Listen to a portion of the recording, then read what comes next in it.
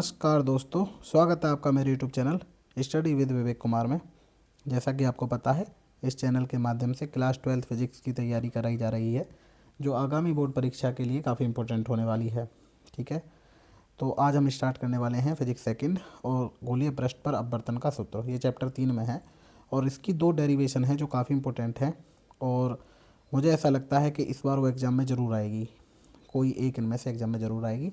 तो वीडियो को स्किप नहीं करना है, वीडियो पूरा देखनी है और वीडियो अच्छी लगे तो लाइक करें, शेयर करें और सब्सक्राइब भी करें चैनल को। तो चलिए शुरू करते हैं आज की फर्स्ट डेरिवेशन। तो देखिए, ये है फर्स्ट डेरिवेशन, अवतल गोलीय पृष्ठ पर अपवर्तन का सूत्र। आपको याद रखना है, एक होगी अवतल गोलीय पृष्ठ पर और एक होगी उत्तल गोलीय पृष्ठ पर।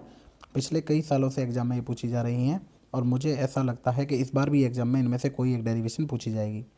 तो इन दोनों डेरिवेशन को आप ज़रूर तैयार करके जाएंगे, क्योंकि सेकेंड फिजिक्स में कुछ ही चैप्टर ऐसे हैं जहाँ से डेरिवेशन आती हैं। तो उनमें से एक ये चैप्टर है, इसमें 4 डेरिवेशन है और इसमें से एक आनी ही आनी है। तो ये 2 डेरिवेशन आप इस वीडियो के माध्यम से तैयार कर सकते हैं। अच्छा, एक बात और याद रखनी है, ये जितनी भी ऑप्टिकल डेरिवेशन है यानी प्रकाश से रिलेटेड डेरिवेशन है, इनमें आपको चित्र बिल्कुल सही बनाना है, एक्यूरेट बनाना है और जो भी पॉइंट जहाँ लिखा हुआ है वो भी सही तरीके से ही लिखना है। अगर एक भी पॉइंट आप गलत लिखेंगे तो आपकी पूरी डेरिवेशन गलत हो जाएगी। तो इस बात का आप विशेष ध्यान रखेंगे और कोई गलती नहीं करने वाले हैं।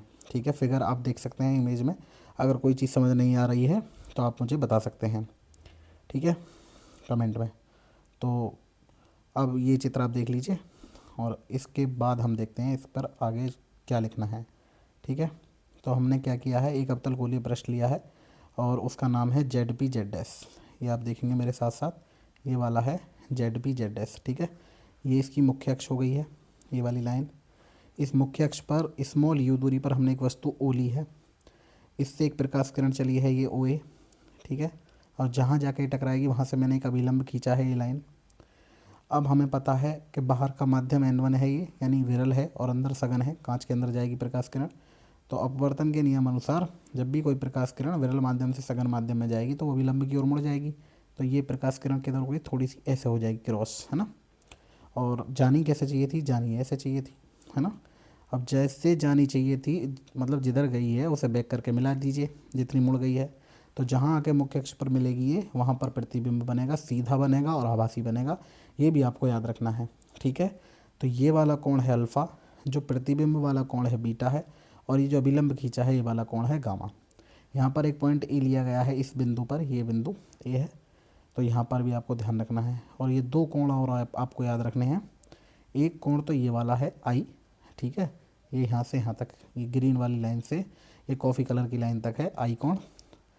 अच्छा, दूसरा जो कोण है ये है ब्लू वाली लाइन से कॉफ़ी वाली तक, ये है स्मॉल आर। ये वाली लाइन है एच, तो ये हो गया फिगर। अच्छा, इसमें ओ तक की दूरी हमने यू ली है, आई तक की दूरी वी ली है और सी तक की दूरी हमने आर ली है। सी जो होता है दोस्तों वो वक्रता केंद्र होता है और वक्रता केंद्र से ध्रुव तक की दूरी जो होती है वो वक्रता त्रिज्या होती है आर। ठीक है, तो ये तो हो गया चित्र। अब इसके बारे में जो जो लिखना है वो देख लेते हैं। ठीक है, चलिए देखते हैं। तो मैंने सबसे पहले माना ZP/Z' एक अवतल गोलीय पृष्ठ है जो 2 माध्यमों जिनके अपवर्तनांक क्रम से N1 व N2 है को पृथक करता है। पृष्ठ की वक्रता त्रिज्या R, ध्रुव P व वक्रता केंद्र C है। अच्छा, आप इसे बुक या मॉडल से तैयार करेंगे तो उसमें काफ़ी लॉन्ग लिखी हुई है थ्योरी, तो मैंने इसे काफ़ी शॉर्ट करके बनाया है जो आपके लिए आसान होगी। ठीक है, तो आप इसे लिख भी सकते हैं। फिर इसके बाद है, पृष्ठ की ध्रुव P से स्मॉल u दूरी पर एक वस्तु ली गई है जिसका पृष्ठ से अपवर्तन के पश्चात प्रतिबिंब बनता है कैपिटल I। ठीक है, ये आई प्रतिबिंब बनता है। ये जो ब्लैक में मैंने लिखा है ये आपको ध्यान रखना है, बिंदु आई जो है वस्तु का आभासी प्रतिबिंब है। ये बिल्कुल आप याद रखेंगे, सीधा भी होगा और आभासी भी होगा। ठीक है, ठीक है, यहाँ तक लिख लिया है हमने। अब ये मान लिया है बिंदु ए पर जो आपतन कोण है वो है OACI। एक बार और बैक चल के देख लेते हैं। ये देखिए, ये है ये वाला कोण है OA और C, तो ये वाला कोण है I। ठीक है, अब ऐसे ही दूसरा वाला कोण जो होगा वो होगा IAC, तो IA और C, तो ये वाला कोण है R, है ना। तो ये भी आपको याद रखना है, ये 2 कोण हो गए। जब IAC है तो भाई ये और लाइन और देख लेंगे, ये वाली लाइन गई है B और ये AN होगी नॉर्मल, नॉर्मल मतलब अभिलंब। तो IAC किसके बराबर होगा, वो भी BAN के बराबर होगा। तो ये मैंने लिख दिया है, आगे देख लीजिए आप। तो ये बराबर आई ए सी बराबर किसके यहाँ देख लेंगे, कोण आई ए सी बराबर आर, और ये बराबर है बी ए एन के, ये बी ए एन लिखा हुआ है, बी ए एन है ना। ठीक है, अब माना वस्तु की ध्रुव पी से दूरी है पी ओ बराबर माइनस यू और पी आई बराबर माइनस बी, और पृष्ठ की वक्रता त्रिज्या है पी सी बराबर माइनस आर। फिर इसमें यह भी बताया गया है कि ऋणात्मक चिन्ह दर्शाता है कि मापी गई दूरियां प्रकाश किरण के चलने के विपरीत दिशा में है। ठीक है, अब हमें पता है प्रकाश किरण चल रही है ऐसे, और दूरी हमने ऐसे मापी है विपरीत दिशा में, ध्रुव इधर है पी, तो पी से ओ तक की दूरी तो विपरीत दिशा में मापी है, प्रकाश किरण इधर चल रही है, इसलिए माइनस का चिन्ह आएगा। ठीक है, ठीक है। अब ये लिख दिया है आगे, माना ओ ए आई ए तथा सी ए मुख्य अक्ष से क्रम से अल्फा बीटा व गामा कोण बनाती हैं, तथा बिंदु ए से खींचे गए लंब की ऊंचाई एच है। हमने एक लंब खींचा है जो बताता है दर्पण का द्वारा कितना है। ठीक है, अब आगे इस डेरिवेशन को सॉल्व करेंगे, ये देखेंगे। तो हमने एक लिया है त्रिभुज, त्रिभुज ओ ए सी में जो गामा है वो बहिष्कोण है। आप इसे थोड़ा बैक करके देख सकते हैं, ओ ए सी त्रिभुज ले लेंगे। तो ये त्रिभुज है ओ, ये वाला त्रिभुज देखिए ओ है, यहाँ पर ए है ये वाला, ये सी है, तो ये वाला ब्लैक वाला त्रिभुज। तो इसमें ये गामा जो है बहिष्कोण है, इधर बहिष्कोण का मतलब होता है बाहरी कोण, और बाहरी कोण जब भी लेंगे तो त्रिभुज के पास वाला कोण छोड़ देंगे, ये नहीं लेंगे। तो कौन सा लेंगे, ये दोनों कोण लेंगे, ये वाले। तो ये दोनों इन मतलब ये जो बाहरी कोण होगा बहिष्कोण, ये इन दोनों कोण के योग के बराबर होगा। इसका मतलब क्या होगा, ये आप देख सकते हैं, ये होगा गामा बराबर अल्फा प्लस आई हो जाएगा ना, ये gamma equal to alpha plus i, और आई बराबर यहाँ से हम वैल्यू निकाल सकते हैं गामा माइनस अल्फा, इसे इक्वेशन मान सकते हैं फर्स्ट। ऐसे ही जो दूसरा त्रिभुज है, त्रिभुज आई ए सी में गामा बहिष्कोण है, यहाँ से भी गामा बराबर बीटा प्लस आर होगा, और आर बराबर हो जाएगा गामा माइनस बीटा। ये दोनों इक्वेशन हो गई हैं फर्स्ट व सेकेंड। चलिए आगे चलते हैं। इसके बाद देखेंगे दोस्तों, ये दिया है तब स्नेल के नियम से। तो स्नेल का नियम क्या होता है, स्नेल का नियम होता है n2/n1 बराबर sine i upon sine r. तो यहाँ से क्रॉस मल्टीप्लाई की गई है, क्रॉस मल्टीप्लाई करके हम लिख सकते हैं n1 साइन आई बराबर n2 साइन आर। अब ये हमें पता है कि जो दर्पण का यदि भी लिख सकते हैं या मान भी सकते हैं, आप कुछ भी लिख सकते हैं, या चूंकि लिख सकते हैं, या चूंकि अवतल गोलीय पृष्ठ का द्वारक अत्यंत छोटा है तो बिंदु ए पी के अत्यंत निकट होगा, जिससे आई व आर अत्यंत छोटे होंगे। या ये भी लिख सकते हैं, चूंकि द्वारक अत्यंत छोटा है तब आई व आर बहुत छोटे होंगे, है ना, ये भी आप लिख सकते हैं। अब यदि आई व आर रेडियन में है तो ये कितना हो जाएगा, साइन आई बराबर ये लगभग का चिन्ह होता है, ये लगभग ही लगाएंगे, बराबर नहीं लिखेंगे। तो साइन आई लगभग आई के बराबर होगा और साइन आर लगभग आर के बराबर होगा। ठीक है, तो अब n1 आई बराबर n2 आर।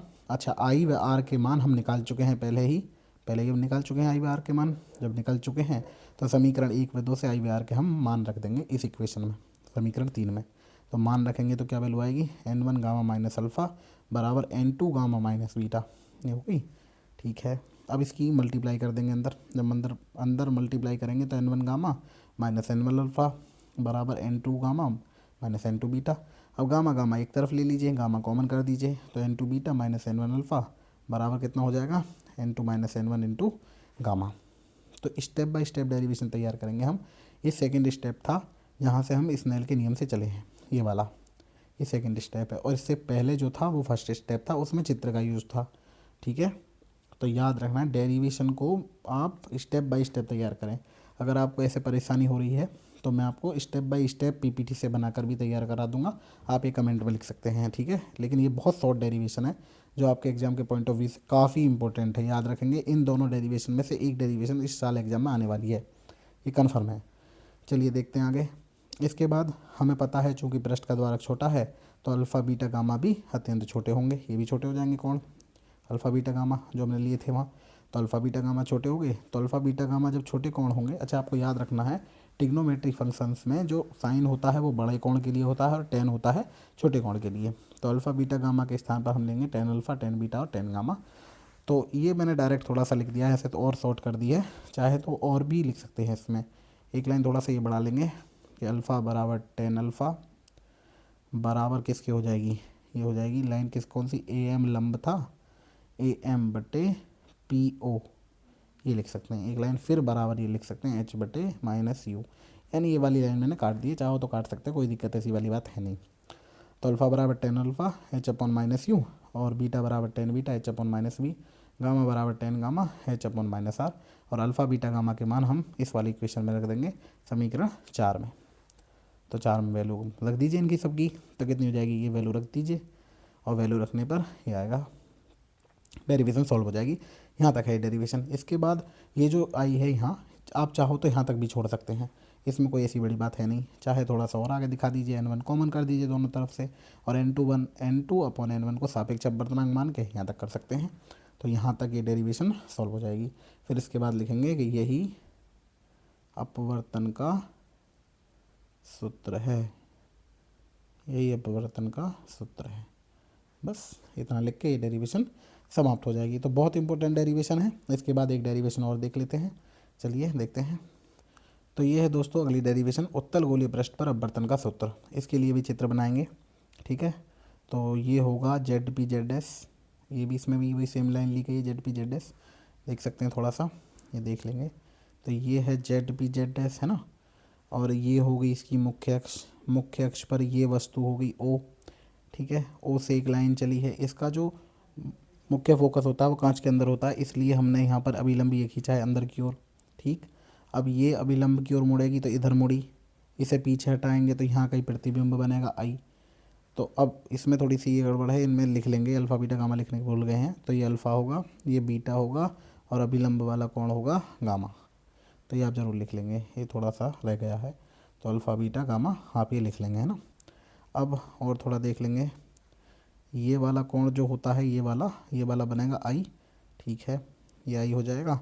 और ये जो केवल यहाँ से यहाँ तक का कोण है, यहाँ से यहाँ तक का ये वाला कोण, ये रहेगा आर।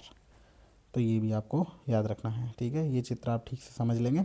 उसके बाद थोड़ी सी ही डेरिवेशन लिखेंगे, मतलब थ्योरी थोड़ी ही लिखने वाले हैं, ज़्यादा नहीं लिखेंगे। देख लीजिए, माना जेड पी जेड एस एक आर त्रिज्या का उत्तल गोलीय पृष्ठ है जो दो माध्यमों जिनके अपवर्तनांक n1 व n2 हैं को पृथक करता है। पृष्ठ का ध्रुव वक्रता केंद्र सी है। पृष्ठ की मुख्य अक्ष पर ध्रुव P से स्मॉल u दूरी पर एक वस्तु O ली गई है जिसका पृष्ठ से अपवर्तन के पश्चात प्रतिबिंब I बनता है, ठीक है। अब वही सेम लाइन लिखी गई है कि माना बिंदु A पर आपतन कोण जो लिया है OAN है I, और अपवर्तन कोण IAN बराबर BAN ये भी बराबर होगा R के। तो इसे भी आप सही कर लेंगे, ये है PAN बराबर किसके, R के, ठीक है। वही सेम लाइन, माना वस्तु O की ध्रुव P से दूरी PO बराबर -U, प्रतिबिंब I की ध्रुव P से दूरी PI बराबर -B, वक्रता त्रिज्या PC बराबर R। अब इसके बारे में बताया गया है, दूरियाँ U व B आपतित किरण के विपरीत दिशा में है, तो इसलिए U व B ऋणात्मक है, जबकि R किरण की दिशा में मापी गई है इसलिए धनात्मक है।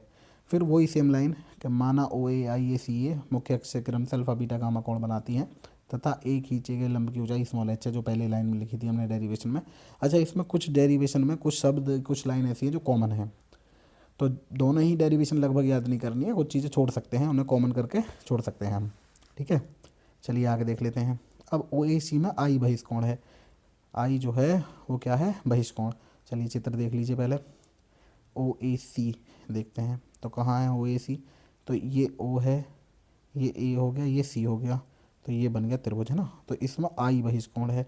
तो मैंने बताया था त्रिभुज में जब भी कोण लेंगे, अच्छा ये वाला कोण अभी बताया था मैंने अल्फ़ा है, ये वाला गामा है ना। तो जब भी बहिष्कोण लेंगे तो उसके पास वाले कोण को छोड़ते हुए बचे हुए दो कोणों को जोड़ देंगे। तो I किसके बराबर हो जाएगा, अल्फ़ा प्लस गामा के बराबर हो जाएगा, ठीक है। तो ये हो जाएगा अल्फ़ा प्लस गामा I बराबर।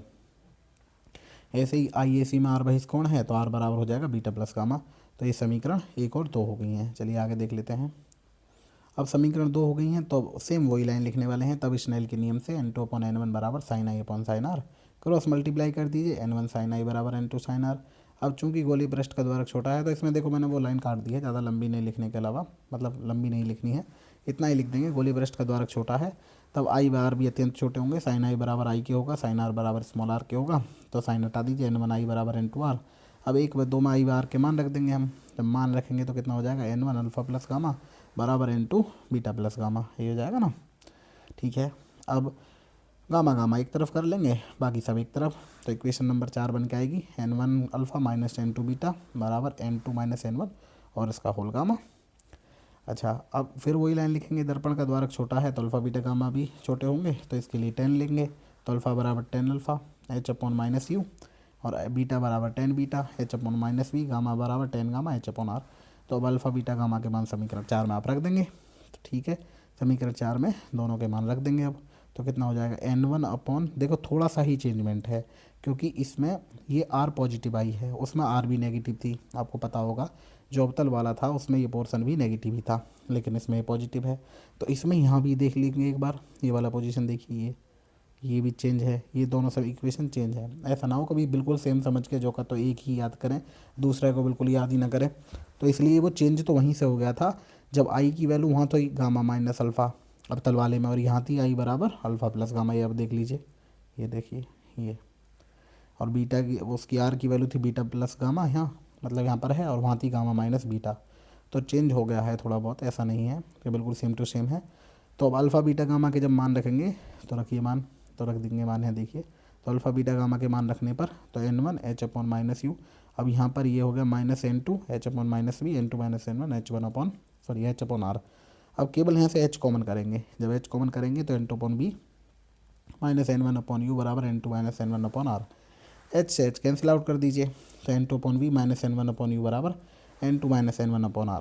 अब n1 कॉमन करके सापेक्ष अपवर्तनांक दिखाएंगे और उसके बाद ये डेरिवेशन कंप्लीट हो जाएगी। इसके बाद आप ये लिख देंगे यही अपवर्तन का सूत्र है, ठीक है, यही अपवर्तन का सूत्र है, ठीक है दोस्तों। तो ये बहुत ही इम्पोर्टेंट डेरिवेशन है। अच्छा, अब इस टाइम पर रोज़ सेकंड फिजिक्स की डेरिवेशन आएंगी, लगभग 16 डेरिवेशन है टोटल मिला के, और वो 16 की 16 डेरिवेशन लगभग 8 दिन में कंप्लीट हो जाएंगी। तो आप 16 डेरिवेशन लिख लेंगे तो ये मान के चलिए लगभग 4 डेरिवेशन एग्जाम में आने वाली हैं। तो एग्जाम के पॉइंट ऑफ व्यू से काफ़ी इंपॉर्टेंट है, और इन दोनों डेरिवेशन को आप तैयार करके जाएंगे, इसमें से भी ज़रूर एक डेरिवेशन आने वाली है आपके लिए। तो अगर वीडियो अच्छी लगी हो तो लाइक करें, शेयर भी करें, ज़्यादा से ज़्यादा शेयर करें, और चैनल को सब्सक्राइब करें। बहुत बहुत धन्यवाद।